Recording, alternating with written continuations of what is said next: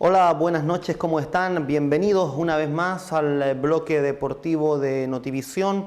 Estamos listos, vamos a repasar juntos todo lo que nos dejó el deporte a nivel local, a nivel nacional y por supuesto también a nivel internacional. Bienvenidos. Bueno, vamos a partir con lo que ocurrió en nuestra ciudad, lo que nos convoca con San Marcos de Arica. Comenzó la Copa Chile y era un rival difícil, además de las características de clásico que tiene siempre enfrentar a Deportes Iquique. Siempre es bueno comenzar ganando, siempre va a ser bueno comenzar haciéndolo con el pie derecho y sobre todo si hablamos de un rival de bastante jerarquía, diría yo. Deportes Iquique, si bien es cierto, viene retomando, viene armándose para lo que es esta nueva etapa de fútbol en el segundo semestre, pues lo cierto es que es un equipo que ya viene hace bastante tiempo jugando bastante bien, consolidando su sistema de juego y consolidando un estilo que ha establecido su entrenador Jaime Vera. Un equipo que a mitad de semana jugó Copa Sudamericana, dejando la llave totalmente abierta. Perdía 4-0 frente a Independiente y terminó perdiendo 4-2, lo que lo deja en una muy buena posición. Por lo tanto, el rival que teníamos enfrente era un rival difícil, no era fácil. Es un equipo que ya sabe jugar de memoria hace bastantes temporadas ya, ha mantenido su cuerpo técnico, el cual ha trabajado bastante bien. Entonces era una prueba de fuego bastante importante para San Marcos de Arica. Y creo que con creces la sacó adelante, creo que San Marcos de Arica tuvo todos los argumentos y todos los méritos para lo que finalmente sucedió y que se llevó un triunfo, diría yo que con el partido bastante controlado. Nunca se vio San Marcos amenazado, nunca se vio superado por Deportes Iquique. Creo que lo mejor de Iquique estaba de la mitad de la cancha hacia arriba. Las pocas ocasiones de peligro, los pocos desequilibrios que Iquique logró tener frente a San Marcos los produjo precisamente con los jugadores que ya bueno, todos conocemos, que incluso repitieron el partido de mitad de semana por la Sudamericana. Tiene Deportes Iquique de la mitad de campo hacia arriba. Sin embargo, San Marcos de Arica se paró bastante bien. Tuvo una defensa muy bien parada, una defensa que ganó siempre los duelos, muy bien los centrales, ganaron siempre en el juego aéreo, hicieron muy bien las coberturas. Creo que una o dos ocasiones de gol de Deportes Iquique precisamente la evitaron en el cruce y en las coberturas los centrales de San Marcos de Arica. Por lo tanto, creo que estuvieron muy bien parada la defensa, más para contener los laterales que para hacer daño en el aspecto ofensivo. Pero yo creo que cuando se está comenzando una temporada, cuando es bueno empezar ganando, es mejor mantener el cero y poco a poco ir creciendo y ir progresando en la cancha. Me parece que era la instrucción de su director técnico Pereira, mantener el cero, controlar la situación de la mitad de cancha hacia atrás, bastante recaudos a la hora de pasar al ataque por los laterales. Me dio la impresión que estaban más dedicados a contener que a pasar, pero creo que le resultó finalmente bastante bien porque la defensa de San Marcos de Arica nunca se vio vulnerada. Lo que sí fue lo mejor, creo yo, de San Marcos de Arica el día de ayer, estuvo de mitad de cancha hacia adelante, con Pozo, con Méndez, con González Sebastián y con González Renato. Creo que Pozo, el jugador regular de siempre, el jugador que le da esa cuota de mesura, de equilibrio, la plomada del mediocampo ariqueño, un jugador que siempre está siendo una alternativa, que siempre quiere el balón, que siempre se está mostrando y que siempre también le termina dando una salida clara al equipo. Bien por Pozo, bien por Méndez también. Es un jugador que pareciera de esos tipo Charles Aranguis, que pareciera pasaran a veces, comillas, desapercibidos. Pareciera que trabajaran más desde el anonimato, que fueran otros los que brillaran, pero un trabajo tremendamente efectivo el de Méndez, un ida y vuelta, un jugador muy táctico, haciendo muy bien cobertura, un jugador que cuando hay que tener el balón también es una alternativa clara, muy criterioso con los pies y también le brinda al equipo un ida y vuelta que muchas veces es un permanente desahogo cuando Pozo se ve superado a la hora de manejar el balón y un respaldo enorme para Pozo también cuando hay que contener al equipo rival. Bien por Méndez. Algo mostró Sebastián González, se ve claramente que es un jugador de buen pie, se ve que es un jugador que tiene aparentemente el último pase, ese jugador que todo equipo necesita de dejar con ventaja a sus delanteros. Todo indica que ese va a ser el potencial a explotar de Sebastián González, aunque ayer algo intermitente, no participó de manera tan desequilibrante en el juego, pero sí mostró muchas ganas, mucha actitud, trató de comprometerse con la recuperación del balón cuando no se tuvo y trató de siempre ser una alternativa a la hora de salir y sobre todo hacer la transición de mitad de cancha hacia adelante, de poner esa cuota de mesura de 3/4 hacia adelante cuando hay que dar ese pase de gol. Así que creo que es un jugador que debiera rendir en el correr de los partidos. Y por su parte Renato González, lo que ya le conocemos, un jugador de mucha actitud, de mucha entrega, un jugador que por supuesto es muy criterioso con el balón. Desde mi perspectiva se le pierde un poco, se desaprovecha un poco la calidad de Renato encasillándolo en una esquina. Me da la impresión que lo mismo le pasó en Universidad de Chile cuando estuvo en el equipo capitalino. Me da la impresión que Renato González es un jugador al que hay que darle libertad, es un jugador al que hay que entregarle la conducción del equipo, es un jugador al que hay jugadores que funcionan mejor con afectos, con confianzas. Y creo que Renato González es uno de esos jugadores que en la medida en que uno le va entregando confianza desde el punto de vista técnico, es un jugador que comienza a rendir. En mi opinión, en mi punto de vista, yo lo dejaría como un hombre con absoluta libertad para la salida, que de mitad de cancha hacia adelante se moviera con toda libertad. Creo que eso maximizaría mucho más el rendimiento de Renato González y por supuesto el gran favorecido sería el mismo equipo. Es un jugador que tiene el último pase, es un jugador que puede habilitar desde 20 o 30 metros, es un jugador que puede dar un pase corto a la salida del área y dejar en posición de gol a los delanteros. Creo que se le aprovecha más que encasillándolo en un carril. No sé si fue la instrucción del técnico o el mismo juego llevó a Renato a transitar por algún costado de la cancha.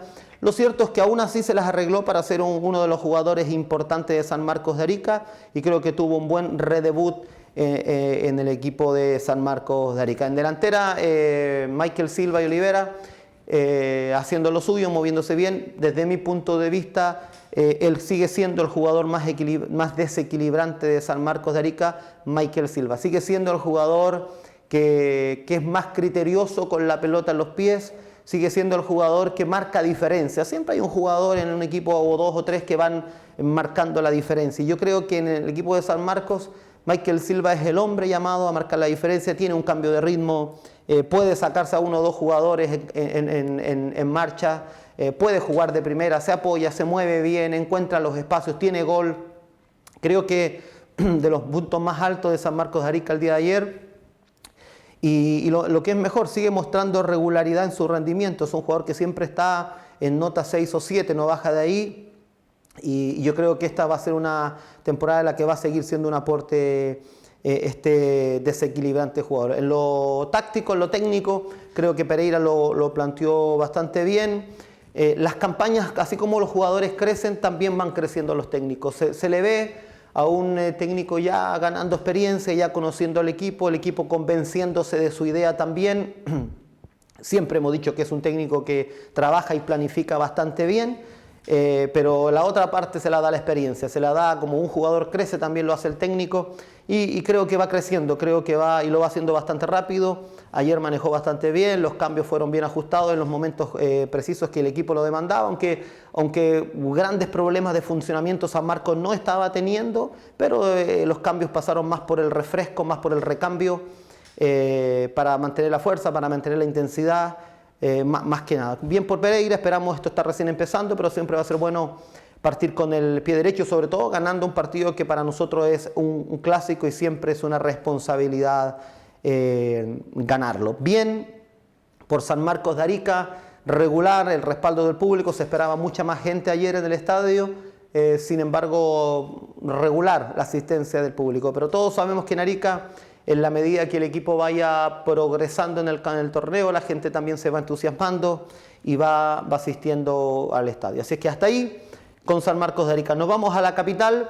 Había mucha expectativa por lo que iba a ocurrir este día sábado, sobre todo con Colo-Colo, pero bueno, este factor climático como fue la nieve llevó a suspender el partido del sábado para mañana martes y finalmente en segunda instancia para suspenderlo con fecha indefinida, ya que la nieve no dio tregua y la cancha no iba a estar en condiciones para el día de mañana. Lo que fue, creo yo, un oxígeno enorme para un equipo de Colo-Colo que nos centramos el comentario allí, no lo está pasando nada bien. Qué impresionante cómo es de cíclico el fútbol. Pareciera que se turnaran para entrar en crisis y tener buenos momentos Colo-Colo, la U, Colo-Colo, la U. Impensado hace un año la Universidad de Chile en crisis, incendiada, con un Becachese que no daba con la talla del equipo, con una Gata Fernández que era cuestionado por todos lados, aún Carlos Heller en la diligencia, cometiendo errores de gestión, errores logísticos, y al pasar de un año en la Universidad de Chile todo es risa, todo es victoria, todo es alegría, los dirigentes son los mejores, el técnico es extraordinario, los jugadores se llevan todos muy bien, terminaron siendo campeones y comenzaron con un gran triunfo. Hace un año era todo lo contrario. Hace un año el que andaba bien era Colo-Colo. Hoy Colo-Colo vive la otra cara de la moneda porque el fútbol es cíclico. Pero yo creo que el momento particular que vive Colo-Colo es muy crítico. Me parece que el responsable número uno es su técnico Pablo Guede, porque desde que llegó, lo dijimos desde esta tribuna, llegó en el mismo momento que Ángel Guillermo Hoyo a la Universidad de Chile, y en ese mismo instante comparamos los liderazgos y dijimos que el liderazgo de Hoyo, más allá de la capacidad técnica, iba a ser muy determinante por su capacidad anímica. Nos parecía el líder indicado para levantar a una Universidad de Chile que su problema no pasaba por lo táctico ni por lo técnico, sino por lo anímico. Tuvo esa gracia y lo sacó adelante con creces. Por otro lado, citábamos a Guede y decíamos que, de nuestro punto de vista, era un vendedor de humo, era un hombre que tiene un lindo discurso, pero una muy poca práctica en hechos concretos. Decíamos que era un técnico que siempre donde estuvo tuvo problemas de liderazgo, de relaciones interpersonales con el plantel. Lo tuvo en Palestino hace poco en un reconocido canal del fútbol. Estuvo dando una entrevista a Felipe Núñez, capitán y arquero de Palestino en el tiempo de Guede. Habló muy mal del técnico Guede. Un referente de San Lorenzo como Romagnoli en Fox Sport habló muy mal de Guede en cuanto a sus relaciones interpersonales con el plantel, por citar algunos nombres. La salida de Justo Villar en Colo-Colo, estas discrepancias que en el mundo del fútbol todos saben que Pablo Guede tiene con Barroso, uno de los símbolos de Colo-Colo, el central argentino, nacionalizado chileno. La tensa y mala relación que Guede siempre tuvo con el director deportivo de Colo-Colo, como fue Óscar Meneses, que finalmente terminó siendo despedido por un punto que ya vamos a tratar. Entonces, para mi gusto, el responsable número uno de la crisis que vive Colo-Colo es su técnico Pablo Guede, porque desde nuestro punto de vista es un vendedor de humo, es un técnico que su proyecto sabe decirlo con palabras lindas, hace sonar muy bien a los oídos de la gente, del directorio, entonces es muy fácil de comprar ese producto, sobre todo con gente que no es futbolizada en el medio, como Aníbal Mosa y todo su directorio. Para mi gusto, una bomba de tiempo. Creo que si Colo-Colo no gana la Supercopa frente a la Universidad Católica este fin de semana, los días de Guede se van a acabar en Colo-Colo. Si logra pasar esta Supercopa, tampoco creo que le quede mucho más. Al primer revés, Guede se va a ir.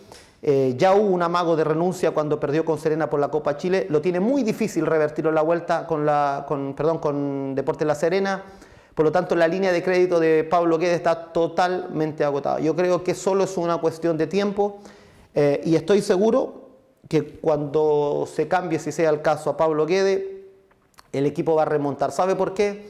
Porque cuando un técnico pierde la credibilidad y la autoridad del mensaje para con sus jugadores, eso no se va a revertir. Va a llegar cualquier otro técnico y usted se va a acordar de este comentario, el equipo va a salir adelante rápidamente porque los jugadores van a quererlo así.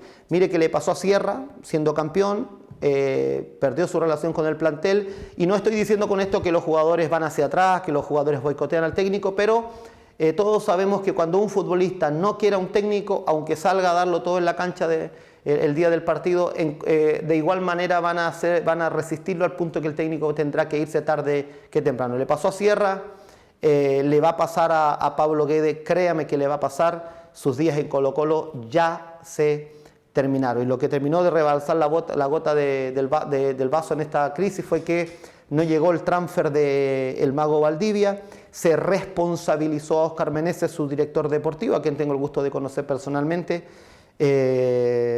por no llegar a tiempo. No creo que Óscar Meneses sea el único responsable.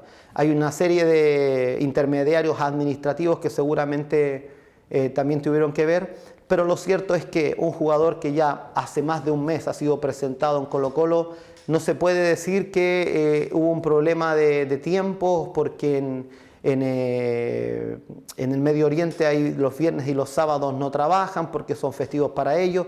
Sí, eso puede ser esta semana, pero esos días no son festivos de hace 15 días. La historia de Medio Oriente es así. Entonces, por lo tanto, es algo que se pudo hacer perfectamente antes. Por lo tanto, es un error de gestión absoluto de parte administrativa de Colo-Colo, y en este caso el responsable total y directo es Óscar Meneses.